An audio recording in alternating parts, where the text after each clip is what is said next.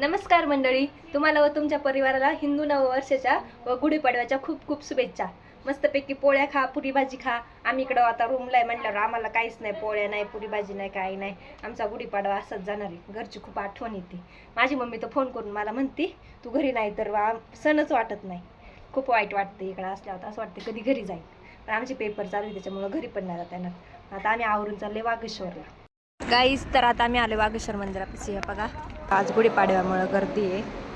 आमचा नंबर लाईनीला लागायचं इथं. असं काही सण असला ना आम्ही नाही का वागेश्वर मंदिरात येतो इथं, कारण घरी गावाला जाता नाही ना आलं, मग आम्हाला इथं येऊन नाही का असं मन प्रसन्न होतं, पॉझिटिव्ह एनर्जी येते इथं वागेश्वर मंदिरात आम्हाला.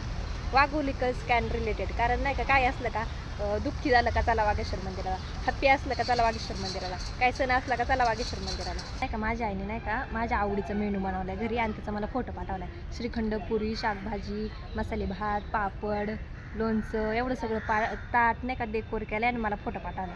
आता सांगा तुम्ही मी काय करू, इथं 1 वाजले अजून जेवलो नाही आणि त्याचा फोटो मला सेंड केलाय.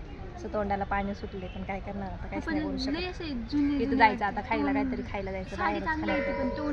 आता काय गाईज, हे बघा इथं मोकार भूक लागलेली आहे, पोटात पार कावळं कोका त्यांनी ह्या पोरींचं फोटोशूटच उरकत नाही.